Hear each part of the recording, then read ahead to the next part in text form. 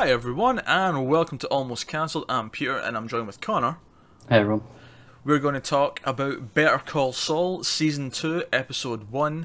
Episode is called Switch, and as always, full spoilers for the show and a review. So, Better Call Saul is back after a year away, and honestly, I'd forgotten how easy to watch Yeah. Better Call. I really enjoyed it last year, but in the time away, I kind of I Didn't miss it. Yeah, I wasn't not excited about it coming back, but I was kind of I wasn't that excited. I wasn't like when Breaking Bad was on, where I was like, oh man, Breaking Bad's coming back. Oh, right. But as soon as I started with the black and white segment, much like Season 1 started, and we see him post, Breaking Bad, and I'm like, this is so well shot. This is really intriguing. Yeah. And then everything, it's the 46 minutes, 47 minutes, hour with ads, I suppose. The runtime just flies by. It was like butter, just warm butter. It is. It's like I didn't realize how much I missed the show, because it's like, yeah, I enjoyed it when it was on a lot. Don't get me wrong, and then it kind of went away. I was like, okay, I got other stuff. It'll be fine. And I didn't really think about it for a while, Yeah. and now it's back. It's like, I missed watching this. It's just good. It's really surprisingly great.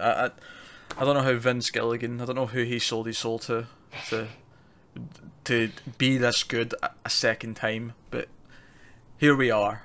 So interestingly, like I said, it started with the black and white segment, which was post Breaking Bad, and it was just him. And I really liked this actually, because it was him ending his day at the Cinnabon, I think it's called. Yeah. And he gets locked in where the dumpsters are in the mall, and I like that. Anyone else, if this was me and I was doing that job, if I was working that job, right, and I get locked in there, I would have went out the emergency exit and just explained to when they came, I'm sorry, but I got locked in, I had to get out, right? But he can't do that. He just doesn't want to risk it. He can't risk that someone will recognise him, that someone will know who he is, because he's in hiding after the events of Breaking Bad, and I like that. He had to stop himself. And then the camera, once he gets out, the camera just tracks in to the carving. Yeah, it's good. Nice, really subtle touch. It was just a 5-minute little short film about what he can't do, And mostly silent. and mostly silent. Yeah, it was great. I really like it a lot. Did we get a second scene of that in Season 1, or was it just the first episode? I don't recall getting another one. We may have got one in the final. I can't remember. I'd have to go back and check. Yeah, I don't remember there being one. It doesn't stand out anywhere near as much as the opening one. Yeah. But so we come back to present day. Well, I say present day. It's not really. None of it's present day because it's before Breaking Bad. But you know what I mean. Yeah, the black and white is present day. Yeah. So, but you know what I mean. Back to the main part of the show, and I like that we went back to that moment where he was deciding if he was going to go in or not. That we got at the end of last season, and he does actually go in. We didn't see this last season, but he does go in, and actually declines it to them and walks back out. So we got more of what we thought we'd already seen, which was interesting. Yeah. It opened it up and kept us on our feet a little bit, and then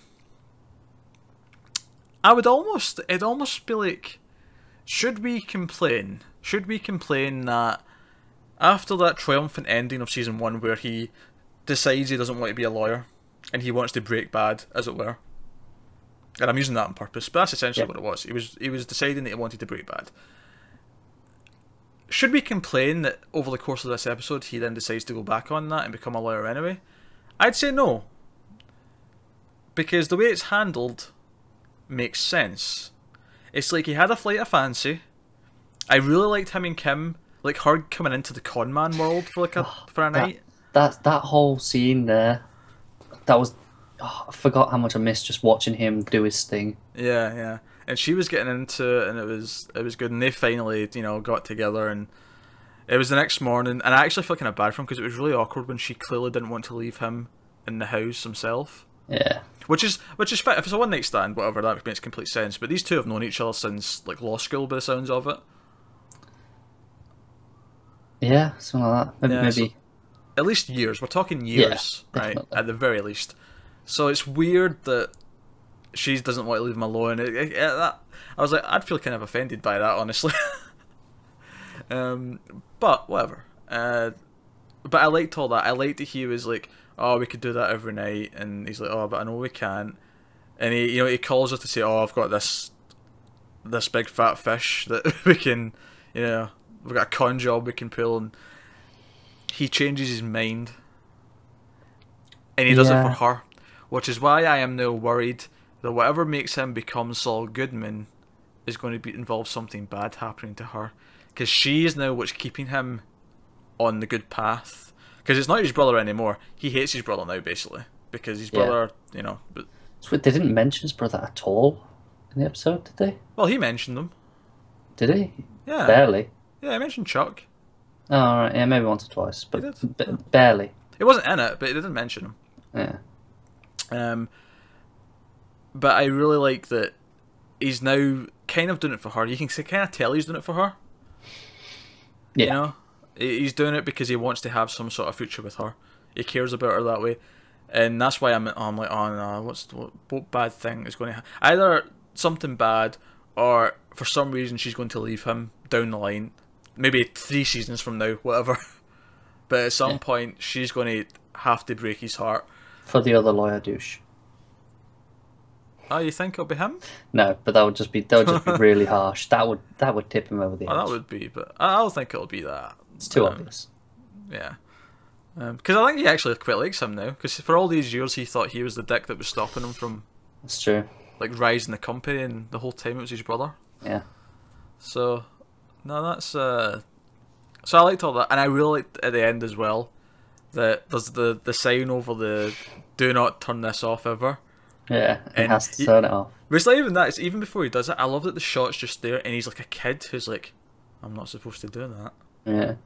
But I'm going to do it anyway. I think that's the thing that shows that even though he's kind of come back to being a lawyer, it's too late. He's already chosen this other life. And this is just an inevitable time sink now. Yeah, the point is no matter what he's to say, he's got that in him.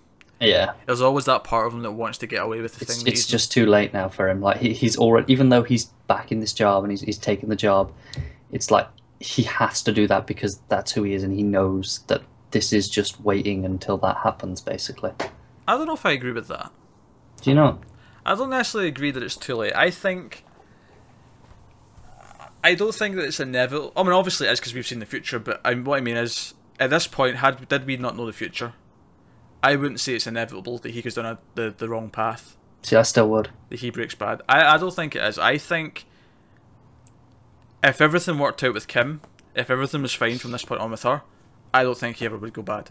No, see, I disagree because this is the job that he always wanted. He's got everything. It's like, here you go. You want a new desk? Have a new desk. Have whatever you want. You literally perfect. It's like, but he can't help but do the wrong thing. He can't help but break the rules. No, I still and that's think, why it's no, inevitable. I still think it's in him to do that. I still think he has that fire in him that he wants to test the rules and do the thing he's not meant to. But that's the thing. It's not that he wants to. It's that he has to. Even though it's perfect, he has to do that. I don't think it's inevitable. I really think it's all about who he's trying to impress. I think if he was on his own and he had no reason to, he would still be doing whatever the fuck he was doing. He'd still be shameless con man. But I think for him, even now, as a character, he's doing something for someone, right? When we see him later on in Breaking Bad, he's doing whatever he is for himself because he's got no one left by that point, presumably. Yeah. But right now, he still has someone to actually fight for, as it were. So he's fighting, and I think he would always do that because he was doing it for his brother until his brother, let him down, essentially. Yeah. So I think that's just as much a part of his character than the fact that he's tempted to do the bad thing. I think it's, he's there to really. He needs someone that he has to either impress or prove that he's worthy of. Yeah. And I think once that gets taken away, it's inevitable that he's going to, Better Call Saul. Fair enough. On the other side of things, we also had a little bit of Mike. He declined to go on another job with the guy we seen him go on the job with last season, the guy who's selling the pills that he's stealing from his company, because he has this ludicrous yellow and red car with spinning rims and... The only word is flamboyant. Flamboyant, yeah. It's just so ludicrously flamboyant. Yeah, I would agree It's with a that. big, massive Hummer. And we, of course, see what happens when you don't have backup. Yes, of course. They know where he lives, and that was all fine and well, but I really enjoyed the scene with the cops coming to his house.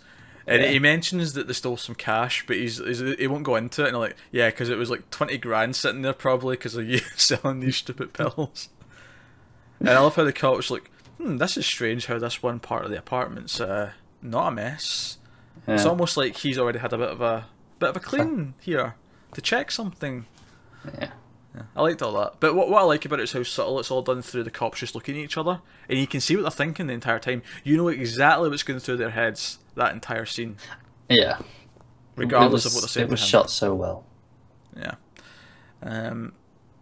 So, Better Call Saul, it's like sliding through warm butter watching an episode of this. And I mean, should it be, given the subject matter? Probably not, but it's so well done. So well done, well made. Acting's on top. It's just a pleasure to watch. Just is. Thank you for that wonderful analysis, Connor. Thank you so much indeed. So let us know what you thought, if possible. But otherwise, guys, that's this week's Better Call Saul.